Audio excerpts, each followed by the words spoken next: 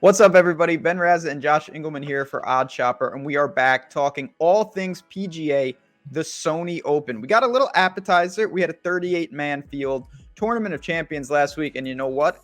For me, I get to take my own victory lap. Cam Smith, 22-1. Check the tape. We are 1 for 1, and now I have a lot of breathing room this year. There's no better feeling, Josh, than starting off with a win, and I will give you some credit just in life. Last year, you know that feeling because you hit a big time outright at this very tournament with Kevin Na last year. I did indeed, and that felt pretty good. It looks like we're pretty decent at the beginning of golf season. Yeah, maybe we should just pack it in at this point in time. I was really hoping that you were going to talk about how Bryson DeChambeau won last week's tournament, and you and I are both correct, but that didn't happen. That would have been nice, but honestly, I'm glad Cam Smith won because he was even better odds. Yeah. It's just been a good start. We're going to try to keep it rolling. If you are new to the channel, welcome aboard. I'm glad to have you. It's going to be a great golf season. Hit that like button, show the support, and certainly subscribe to the channel. We have a ton of content coming out here, and as more and more states, like mine, go online, you're going to want to know the best information about the sites that you can wager on. Enough of that. There's a lot of golfers in this field, Josh. I'm going to push it to the limit. I was originally going to go with, one of the favorites and see if I could keep it going. I'm going to take a shot on an outright. Upwards of 60-1 out there, depending on where you're looking. It's a guy who played last week, so he's got some talent. He did pretty much nothing in the field, and I'm talking about Joel Dahmen. This is a guy, obviously, he's a previous winner on tour. That's how you get into the TOC. And I just look at it. Traditionally, the winner of the Sony Open plays at the Tournament of Champions. It doesn't mean they play well, but they usually are on the island getting those reps in the week before. Dahmen did that. Positive off the tee, positive on the approach, big time negative around the green. Not ice cold putter, but he lost 2 strokes putting. When guys are shooting 30 plus under, you can't do that. This is a more realistic tournament. He's a big time price, and I think he kind of just fits the formula of what I want. Pure ball striker, fluky putter, gonna need an outlier. He's played here 3 times. He has a 12th in 2020. 60-1 on a guy like that. Again, I know it's pretty aggressive. You're just sprinkling. I'm gonna take a shot with Joel Dahmen. I think he plays pretty well this week. I don't hate it. I did actually look briefly at Dahmen. It was a little bit longer of odds than I wanted to go with. So right now, the direction that I'm 1 for 1 in this tournament. I have never gotten this wrong in my entire life. Exactly. So I can only assume that it continues with that 100% accuracy. I think I'm going to get it again. I am also taking someone that played in last week's Tournament of Champions. They finished tied for 13th. I'm going back to back, baby. It's Kevin Na, 30-1. We're doing this one again. Last year he got there because he was exceptional. Tee to green, second for the week behind Hideki Matsuyama.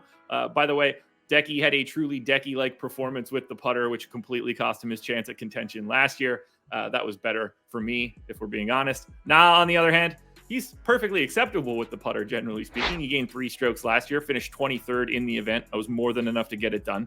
As long as he can be average off of the tee, which from time to time isn't the direction that Kevin Na goes. If he's average off the tee, we know that he's going to be good in the approach, and we know that he's going to be absolutely elite around the green. Little bit of putting luck is all I'm looking for right now for Kevin Na to repeat here and to give me back-to-back correct picks for Kevin Na.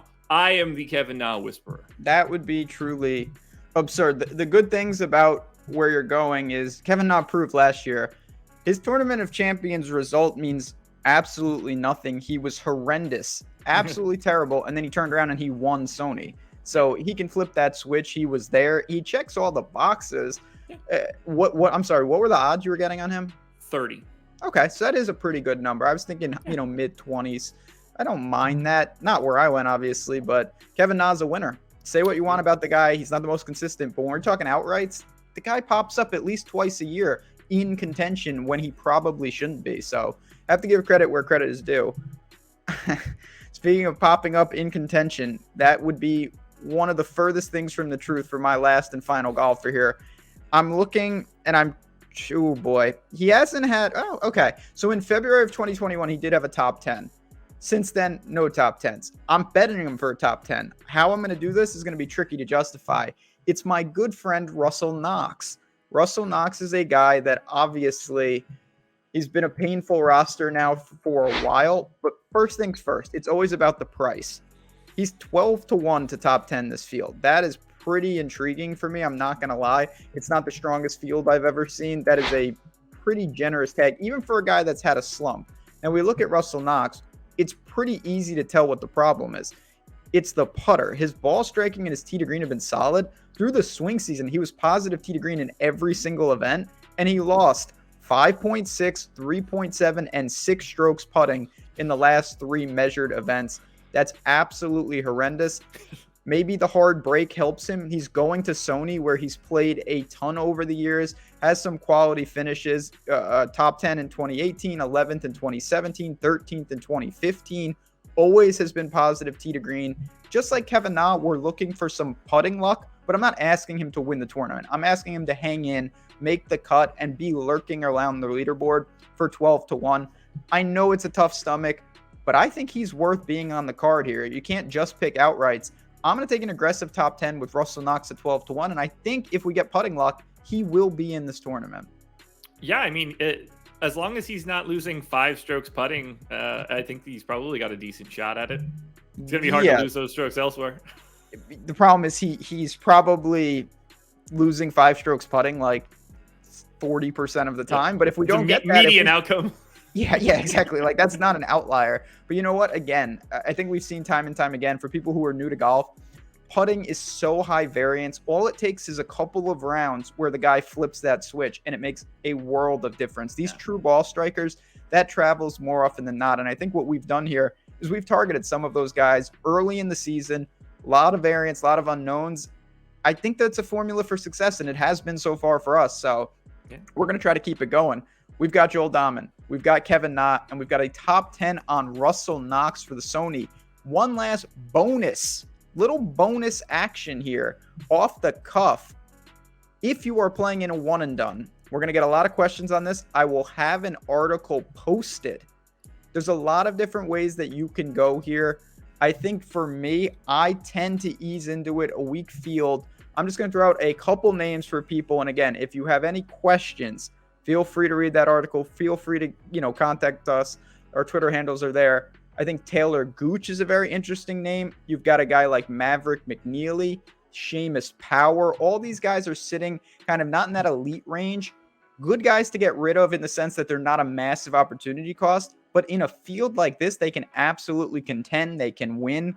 I think that's the move. Burn a guy that's a quality player, but not an elite name. That is what I'm going for this week. Anything you want to add to one and done where you're picking a golfer and you can't use them again?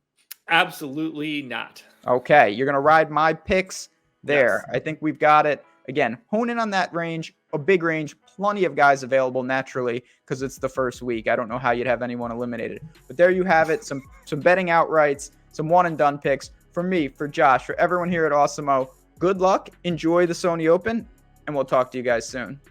Go Kevin Na.